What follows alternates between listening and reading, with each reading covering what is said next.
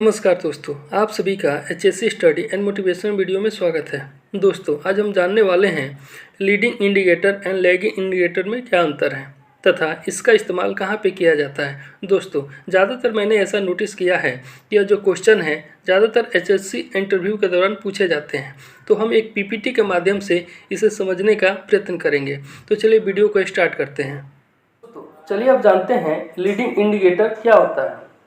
तो दोस्तों, leading indicator यह एक प्रोएक्टिव स्टेप है जिसे हम प्रिवेंटिव स्टेप या प्रिडिक्टिव मेजर्स भी कर सकते हैं। इसकी मदद से हेल्थ एंड सेफ्टी के जो भी एक्टिविटीज़ हैं उसमें क्या इफ़ेक्टिव परफॉर्मेंस हो रहा है उसके बारे में हमें इंफॉर्मेशन मिलती है। लीडिंग इंडिकेटर का इसलिए इस्तेमाल किया जाता है ताकि पॉजिटिव जो भी चेंजेस है वह हम कर सकें। लीडिंग इंडिकेटर में प्रिवेंटिव जो भी एक्शन है उसके ऊपर फोकस किया जाता है ताकि उसकी मदद से वर्कर को होने वाले एक्सीडेंट को अवॉइड किया जा सके। अब इसे हम एक एग्जाम्पल के तौर पे समझने का प्रयत्न करेंगे। तो सबसे पहला एग्जाम्पल है ऑब्जर्वेशन रिकॉर्ड, यानी कि ऑब्जर्वेशन रिकॉर्ड जो है यह एक लीडिंग इंडिकेटर है। नेक्स्ट है HSC मीटिंग। HSC मीटिंग में हम ऐसे प्रोएक्टिव या प्रिवेंटिव एक्शन लेते हैं कोई भी एक्शन करने से पहले ताकि उसका हमें पॉजिटिव चेंजेस मिल सके। नेक्स्ट है HSC ऑडिट।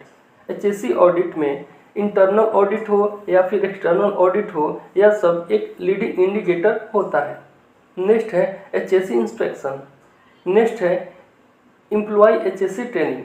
HSC ट्रेनिंग अलग अलग हो सकता है, जैसे hot work training, height work training, confined space training या फिर फायर ट्रेनिंग। डिफरेंट टाइप का ट्रेनिंग एम्प्लॉय को प्रोवाइड किया जाता है। दोस्तों, यह सब एग्जांपल लीडिंग इंडिकेटर के हैं। अब जानते हैं लैगिंग इंडिकेटर क्या होता है। तो लैगिंग इंडिकेटर जो है यह एक रिएक्टिव स्टेप होता है। इसमें हम ऑर्गेनाइजेशन का जो भी परफॉर्मेंस है उसको हम मेजर करते हैं, जैसे कि पास में कोई एक्सीडेंट हुआ है या फिर इंसिडेंट हुए हैं तो उसकी इंफॉर्मेशन लेकर, जैसा कि कितने नंबर ऑफ इंसिडेंट हुए हैं या फिर कितने टाइप ऑफ इंसिडेंट हुए थे, तो यह जो इंफॉर्मेशन है उसके ऊपर हम एक रिएक्टिव स्टेप लेते हैं ताकि हम ऑर्गेनाइजेशन का जो भी परफॉर्मेंस है उसको हम मेजर कर सकें और इसको रिएक्शनली एनालिसिस करते हैं।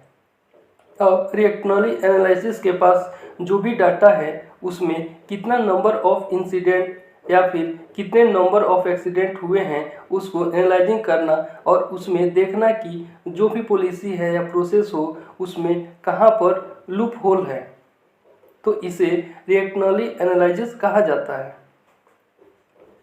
नेक्स्ट है लैगिंग इंडिकेटर में जो भी फेल्योर हुए हैं उसके ऊपर फोकस किया जाता है, इसलिए इसको फेल्योर फोकस मेजर्स भी कहा जाता है।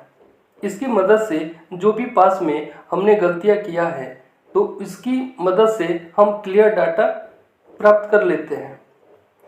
एग्जाम्पल के तौर पे लॉस्ट टाइम वहाँ पर कितना हुआ, एक्सीडेंट रेट वहाँ पर कितना हुआ, वर्कर को कितना कंपनसेशन कॉस्ट वहाँ पर देनी पड़ी, तो यह जो क्लियर डाटा है वह हमें यहाँ से मिल जाता है। एग्जाम्पल के तौर पे नंबर ऑफ फैटिलिटी कितने हुए हैं। नेक्स्ट है number of lost time incident कितने हुए हैं। नेक्स्ट है नंबर ऑफ रिपोर्टेबल इंसिडेंट कितने हुए हैं।